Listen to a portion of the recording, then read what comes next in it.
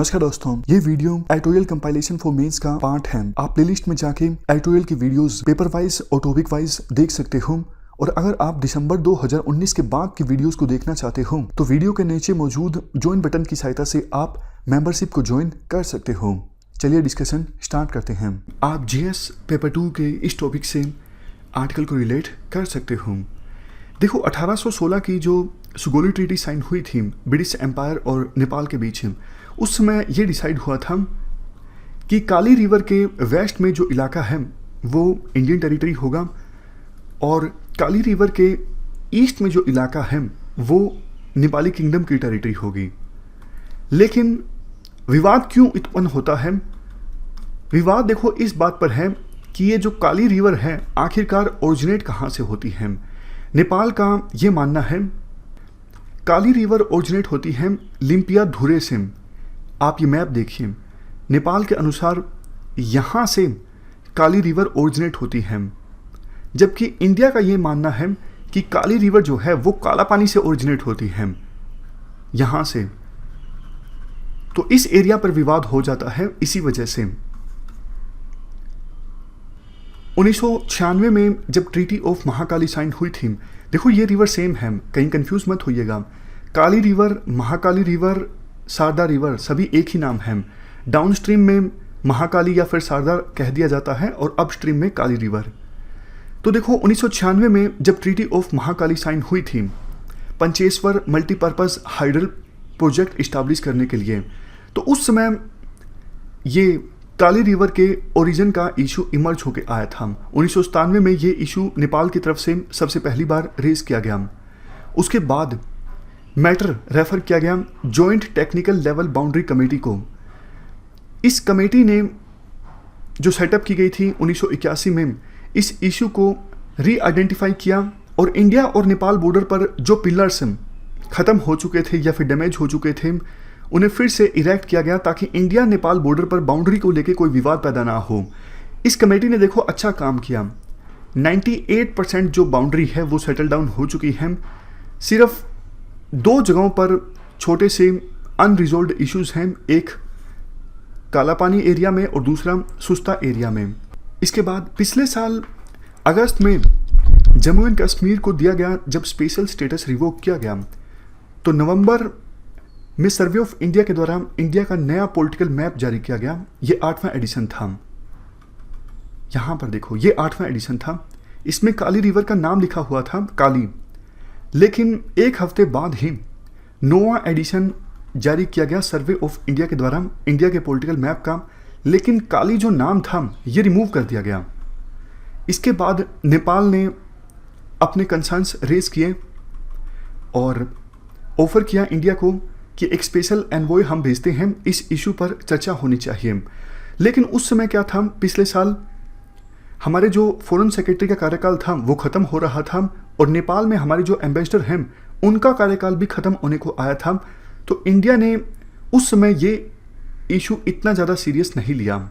लेकिन अब एकदम से जब हमारे डिफेंस मिनिस्टर ने लिपू लेक जाने के लिए रोड का जो इनाग्रेशन किया, हालांकि देखो ये रोड पहले भी इस्तेमाल किया जाता था हमारे देश के उन तीर्थयात्रियों के द्वारा जो कैलाश पर्वत की यात्रा करना चाहते हैं, लेकिन अब रोड को मोटरेबल बना दिया गया है, मतलब वहाँ पर वाहन चल सकते हैं। पहले कच्चा रोड था।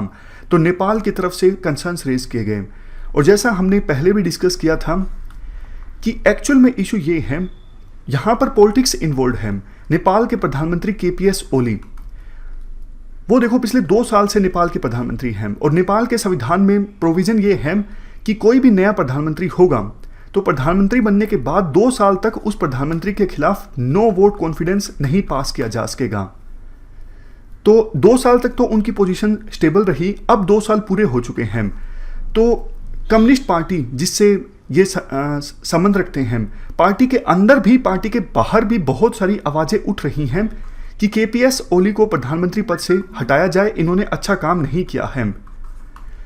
तो इसीलिए इन्होंने एकदम से इस इशू को हवा दे दी। इन्होंने नेशनलिज्म का दाव खेल दिया। जैसे देखो पाकिस्तान में कुछ लोग ये मानते हैं नेशनलिज्म का मतलब इंडिया के खिलाफ नफरत। हालांकि देखो इंडिया में भी कुछ लोग ऐसे हैं जो पाकिस्तान को गाली देते हैं और बोलते हैं हम नेशनलिस्ट हैं, उसी प्रकार से नेपाल में भी कुछ लोग ये मानते हैं नेशनलिज्म मतलब एंटी इंडिया हेट्रेड। तो केपीएस ओली ने इस इशू पर अब इंडिया के अगेंस्ट आवाज़ उठाई ताकि पब्लिक ओपिनियन को अपने पक्ष में किया जा सके, और ऐसा ही हुआ। एकदम से नेपाल में पब्लिक ओपिनियन मोबिलाइज हो गई इस इशू पर, एंटी इंडिया हेट्रेड और ज़्यादा स्ट्रोंग हो गया और नेपाल के प्रेजेंट प्राइम मिनिस्टर केपीएस ओली को एक पॉलिटिकल रिवाइवल मिल गया। ये मेन रीज़न है जिसकी वजह से ये विवाद बढ़ गया। इसके बाद क्या हुआ, नेपाल ने अपना एक नया मैप जारी किया। हालांकि देखो वो मैप अभी नेपाल की पार्लियामेंट के द्वारा पास नहीं किया गया है, बट जो मैप नेपाल के द्वारा जारी किया गया उसके अनुसार 370 किलोमीटर स्क्वायर की एक ऐसी टेरिटरी जिसे 335 स्क्वायर किलोमीटर की टेरिटरी जिसे नेपाल ने कभी अपनी टेरिटरी नहीं कहा पिछले 170 सालों में, लेकिन नया जो मैप जारी किया गया नेपाल ने उस टेरिटरी को भी अपनी टेरिटरी बता दिया। तो इससे तो देखो, जैसा हमने इंडिया और चाइना रिलेशंस में डिस्कस किया था, अविश्वास यानी मिसट्रस्ट जो है दोनों देशों के बीच और ज़्यादा बढ़ेगा। राइटर के द्वारा कहा जाता है, देखो इंडिया और नेपाल के बीच ये जो इश्यूज़ हैं ये रिटोरिक से या फिर यूनिलेटरल मैप मेकिंग एक्सरसाइज से सोल्व नहीं हो सकते। अगर आपको इन इश्यूज़ को सोल्व करना है तो क्रिएटिव सॉल्यूशंस को फाइंड आउट करने की आवश्यकता है, और वो सॉल्यूशंस दोनों को एक्सेप्टेबल होने चाहिए। पिछले 6 सालों में अगर हम इंडिया की नेपाल पॉलिसी के बारे में बात करें, जैसे ही देखो मोदी प्रधानमंत्री बने, इन्होंने नेबरहुड फर्स्ट पॉलिसी को अनाउंस किया। 2014 में नेपाल की यात्रा पर गए प्रधानमंत्री मोदी और वो विजिट काफ़ी ज़्यादा सक्सेसफुल रही, लेकिन 2015 में रिलेशंस एकदम से ख़राब हो गए क्योंकि नेपाल ने कॉन्स्टिट्यूशन अपना बनाया जिसको लेके इंडिया के कंसर्न्स थे, और एक अनऑफिशियल ब्लॉकेड लगा इंडिया नेपाल बॉर्डर पर। नेपाल में एसेंशियल कमोडिटीज़ की सप्लाई कम हो गई, इससे इंडिया के खिलाफ नफरत और ज़्यादा बढ़ गई नेपाल में। जैसा हमने पहले डिस्कस किया, नेपाली नेशनलिज्म और एंटी इंडियनिज्म दोनों एक ही सिक्के के दो पहलू हैं। ये विचार और ज़्यादा रीइंफोर्स हो गया 2015 के अनऑफिशियल ब्लॉकेड के बाद। नेपाल में बहुत से एक्सपर्ट्स का ये मानना है कि चाइना कार्ड ने नेपाल को बहुत ज़्यादा लिवरेज दी है इंडिया के साथ रिलेशंस टैकल करने में। चाइना कार्ड मतलब देखो हमारे जो पड़ोसी देश हैं ना छोटे छोटे, जैसे श्रीलंका, नेपाल, ये एक प्रकार से इनडायरेक्टली इंडिया को ब्लैकमेल करते हैं कि आप हमारे साथ रिलेशंस अच्छे दीजिए, हमें फ़ायदा पहुंचाइए, अदरवाइज़ हम चाइना के पाले में चले जाएंगे। तो ये जो चाइना कार्ड है ना, ये प्ले किया जाता है नेपाल के द्वारा, श्रीलंका के द्वारा, मालदीव के द्वारा, बांग्लादेश के द्वारा। डायरेक्टली इनडायरेक्टली इस कार्ड का इन देशों के द्वारा इस्तेमाल किया जाता है। चाइना की बात करें, पहले तो देखो नेपाल में चाइना के कंसर्न सिर्फ तिब्बतियन रिफ्यूजी कम्युनिटी को लेकर थे, क्योंकि पहले तिब्बत में सेपरेटिज्म की और ऑटोनॉमी की जो मांग है काफ़ी ज़्यादा स्ट्रॉन्ग थी, लेकिन आज ऐसा नहीं है। आज चाइना को लगता है कि साउथ एशिया में अपना इन्फ्लुएंस इंक्रीज करने के लिए नेपाल एक इम्पोर्टेंट कंट्री है। इसी वजह से चाइना ने अपनी जो स्ट्रेटजी है वो चेंज की है। चाइना ने नेपाल की अलग अलग पॉलिटिकल पार्टीज के साथ अपने रिलेशंस मजबूत किए हैं। इसके अलावा अलग अलग institutions, for example army, armed forces, इनके साथ भी चाइना ने अपने रिलेशंस को इम्प्रूव करने की कोशिश की है। इस वजह से चाइना का जो दबदबा है नेपाल में काफ़ी ज़्यादा बढ़ गया है, जबकि इंडिया इस फ्रंट पर फेल होता दिखाई दे रहा है। इंडिया ने नेपाल में पॉलिटिकल नैरेटिव को चेंज करने की सीरियस कोशिश नहीं की है। इंडिया को लगता है पॉलिटिक्स चलती रहती है, पॉलिटिक्स चले, इससे फ़र्क नहीं पड़ता। जो चुपचाप डिप्लोमेसी है इसके माध्यम से इश्यूज़ को सोल्व किया जा सकता है।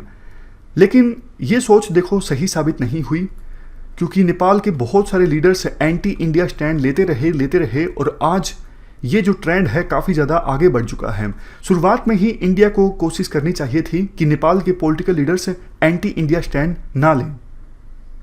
अब तो देखो ये हो चुका है, नेपाल की जो हिस्ट्री की बुक्स हैं उनमें भी इंडिया के खिलाफ नफरत देखने को मिलती है, लेकिन पहला ऐसा नहीं था।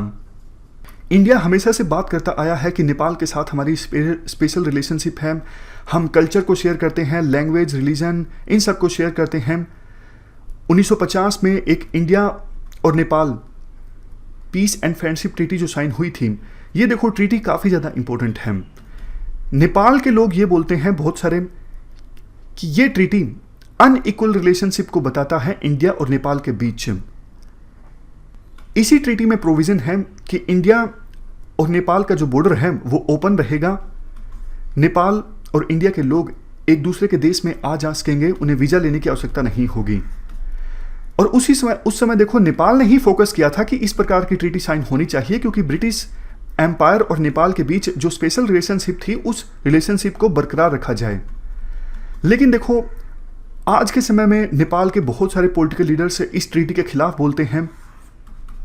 इवन इस ट्रीटी को नेपाल की तरफ से तो नेपाल के प्रधानमंत्री ने साइन किया था, हमारी तरफ से हमारे एम्बेसडर ने साइन किया था। तो इस चीज़ को लेके भी बहुत से एक्सपर्ट क्वेश्चन रेज करते हैं कि ये अनइक्वल रिलेशनशिप है। भारत के प्रधानमंत्री ने नेपाल के प्रधानमंत्री के साथ इस ट्रीटी को क्यों नहीं साइन किया? इंडिया नेपाल को बराबर का दर्जा नहीं देता है, ऐसा वहाँ के बहुत से एक्सपर्ट्स बोलते हैं। देखो इंडिया ने काफ़ी बार बोला है कि आप इस ट्रीटी को ख़त्म करना चाहते हैं तो कर दीजिए, लेकिन खास बात यह है कि पॉलिटिकल लीडर सिर्फ अपनी पॉलिटिक्स चमकाने के लिए इस ट्रीटी का इस्तेमाल करते हैं, इस ट्रीटी के अगेंस्ट बोलते हैं। वास्तव में इस ट्रीटी से नेपाल को बहुत फ़ायदा हुआ है। नेपाल के बहुत से लोग इंडिया में काम करते हैं, वो रेमिटेंस भेजते हैं वापस नेपाल में। तो एक्चुअल में नेपाल वास्तव में इस ट्रीटी को चेंज नहीं करना चाहता। नेपाल को पता है इस ट्रीटी से उनको फ़ायदा हुआ है, लेकिन वही बात पॉलिटिक्स है, तो बोलेंगे इस ट्रीटी के खिलाफ लेकिन चेंज नहीं करेंगे। तो ये हमने पूरा आर्टिकल डिस्कस किया। इस डिस्कशन में फिलहाल इतना ही है। Thank you very much for discussion.